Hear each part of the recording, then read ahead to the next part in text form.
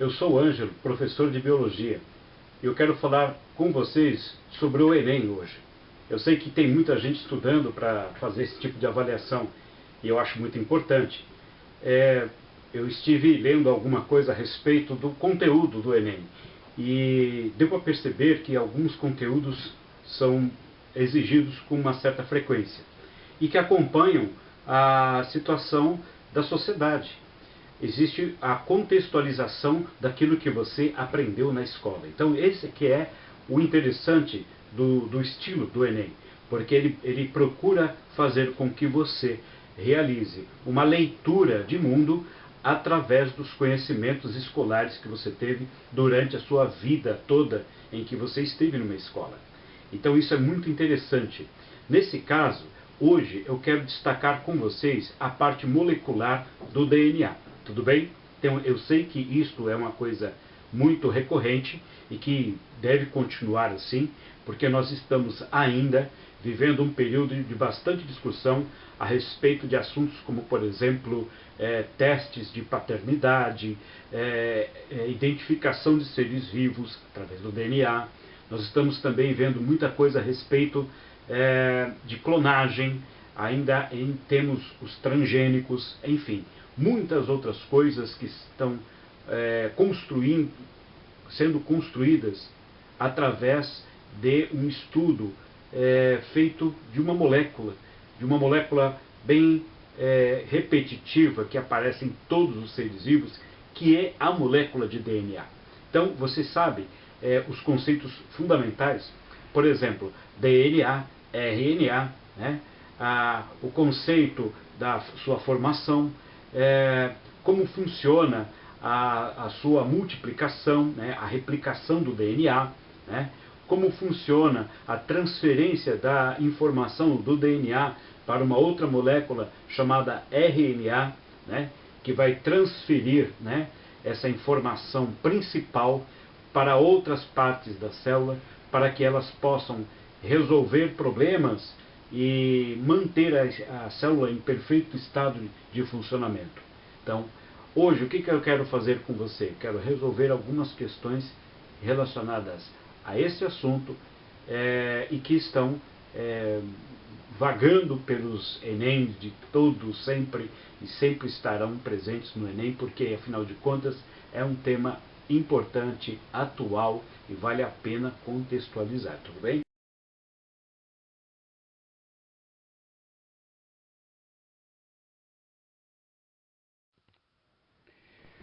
Ok, gente, olha aqui, nós vamos usar aqui, de uma forma bem simples,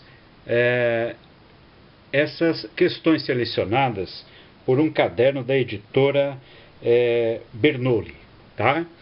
Então, o que acontece? Aqui nós temos moléculas, células e tecidos. Então começa pela molécula. Então, como eu havia dito para vocês há pouco, então esse texto que tem aqui é um texto para as questões 1 e 2, que são questões de Enem. Então, olha o que aconteceu. João ficou intrigado com a grande quantidade de notícias envolvendo o DNA. Clonagem da ovelha Dolly, terapia gênica, testes de paternidade, engenharia genética, etc. Para conseguir entender as notícias, estudou a estrutura da molécula de DNA e seu funcionamento e analisou os dados do quadro a seguir. Então, veja só, antes de eu começar a falar do quadro a seguir, olha só o que diz o enunciado: para conseguir entender as notícias.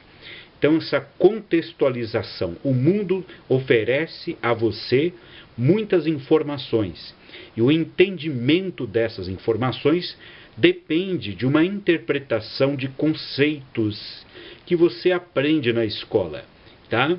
Então, é a partir daí que a gente faz a identificação, a leitura do mundo, daquilo que está acontecendo, o melhor entendimento daquilo que você vê todo santo dia na televisão, no rádio, na internet, em vários veículos de comunicação. Então aqui você tem um esqueminha de uma tabela, tá? Então vamos colocar aqui a tabela. Então você tem aqui, ó, na primeira parte, algarismo 1. Então você tem A, T, C, C, G. O que é isso? São as bases nitrogenadas da molécula. Olha, aqui tem uma legendinha das bases nitrogenadas, tá bom? Então você tem aqui, ó, A é adenina, T é timina, C é citosina, G, guanina e U, uracila. Tá ok? Então tem aqui o significado de cada uma das letras. Aqui você tem 3, 4, 5 letras. Porém, existe uma diferença entre a letra U, que é a uracila, e a letra T, que é a timina. Então, quando você fala de DNA, o DNA tem a base nitrogenada timina, né? Mas não tem a uracila. A uracila, ela vai aparecer no RNA, tá? No ácido ribonucleico. Então, o ácido ribonucleico tem a uracila. O DNA, que é o ácido desoxirribonucleico, tem o T, da timina. Então, é uma diferença básica, uma diferença que faz a identificação. Uma das formas de identificar o DNA e distingui-lo do RNA é que o DNA tem a base T e o RNA tem a base U, ok? Então, começa por aí. Então, existe aqui um lembrete do significado de cada uma dessas bases, dessas letras, tá? Essas palavrinhas que estão aparecendo aqui, leucina, alanina, né, glutamato, etc., são os aminoácidos, tá bom? São os aminoácidos, tá? Os aminoácidos que serão colocados dentro de uma sequência para formar uma proteína. Então aqui você imagina que essa sequência que está aqui representada é a sequência da produção de uma proteína a partir da leitura do DNA. Então, o DNA, você vê aqui no número 1, o DNA ele tem dupla fileira de letras se combinando, tá ok? Ela é uma das características dela, das moléculas de DNA. São sequências, né, duplas sequências, né, de bases nitrogenadas, em que a adenina combina-se com a timina, tá? E vice-versa, timina com adenina, citosina combina-se com guanina e vice-versa, né? Guanina com citosina. Então, aqui, a molécula de DNA é formada por duas sequências, que a gente também chama de cadeias, tá? De bases nitrogenadas, sempre usando esta sequência de combinações, tá bom? Então, aí você vem para a segunda parte, que esse é o algarismo 2, e você vê que essa tabelinha aqui, essa sequência aqui, ela é idêntica a essa primeira, tá vendo? Olha aqui, ATCC, ATCC, GGAT, GGAT, GCTT, GCTT. Então é a cópia dessa. Então é como se você tivesse apagado essa aqui e usado só essa. Então, a partir dessa sequência, né, dessa cadeia de DNA que está aqui, foi feita uma transcrição, ou seja, essa molécula, essa sequência de bases serviu como molde para fazer um RNA. Lembra? Quando tem a uracila, é RNA. Então aqui, ó, a primeira coisa que aparece, repara, o A combina-se com T. Mas quando o A combina-se com U, não é mais DNA, é RNA. Então, o RNA, o U substitui o T, né, na sua função de combinar-se com o A. Então, aqui é uracila, tá ok? Então, veja, o que está acontecendo aqui? a partir desta cadeia, né, que é essa primeira do DNA, ela foi usada como modelo ou molde para fazer o RNA. Então esse RNA foi construído a partir desta cadeia usada como molde, tá ok? E aí essa sequência de RNA que aparece aqui no item 3, algarismo romano 3, essa sequência aqui, ela é a mesma daqui, que agora vai servir de molde, ela vai ser lida, né? Ela vai ser lida, aqui foi transcrita para cá, depois ela vai ser traduzida, é um código genético, vai ser traduzido para se colocar os aminoácidos e montar as proteínas. Cada 3 letrinhas dessa aqui, né, representa uma dessas moléculas aqui, tá ok? Então isso aqui é um modelo de síntese de proteínas a partir do DNA. Então, durante a síntese, o DNA fabrica um RNA a partir de uma das suas cadeias, e esse RNA vai ser lido, né, traduzido, e vai ser formado uma proteína, tá? Ou o DNA pode ser muito grande, formar várias trincas e pode produzir várias proteínas também, não apenas uma, tá ok? Então, esta é a situação, ok? Muito bem. Agora, dá uma olhada aqui nessa questão. Vamos acertar ela aqui, tentar deixar ela mais ou menos bonitinha. Então, vamos lá. Veja, é do Enem de 1998, tá? Então, analisando-se o DNA de um animal, detectou-se que 40% de suas bases nitrogenadas eram constituídas por adenina, tá?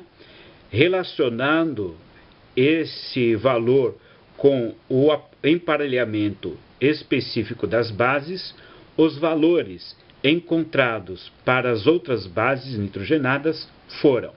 Então, o que acontece aqui? Ó, eu vou fazer aqui nesse pedacinho de papel. Então, vamos ver lá. Bom, aqui, se eu pegar uma molécula de DNA, então aqui eu tenho adenina, aqui eu tenho timina, aqui eu tenho guanina, aqui eu tenho citosina. Então tem dupla hélice, então tem uma outra hélice aqui e ela está se combinando. Então se aqui é adenina, aqui é timina. Se aqui é timina, aqui é adenina. Se aqui é guanina, aqui é citosina. Se aqui é citosina, aqui é guanina, ok? Tá. E aí você vai perceber, para cada molécula que tem aqui, né, para cada base que tem aqui, tem a sua correspondente do outro lado. Então, por exemplo, olha o que está acontecendo aqui. Ó. Analisando-se o DNA de um animal, detectou-se que 40% de suas bases nitrogenadas eram constituídas por adenina. Então, essa adenina aqui, ó, ela tem 40%. Se essa adenina tem 40%, então vamos colocar aqui, ó. Se essa adenina tem 40%, o que vai acontecer? A timina, que combina-se com a adenina, vai ter também 40%. Então aqui, ó, timina vai ter 40%, tá? Ok? Então, ó, 40%, 40%. Então eu descobri qual é a quantidade de timina. Quer dizer, entre as duas, eu já tenho 80%. O que está faltando para 100%? 20%, tá? Então, esses 20 vão estar entre guanina e citosina. Então, falta quanto para eles? 20%. Então, vai ser 10 de guanina e 10 de citosina. Viram?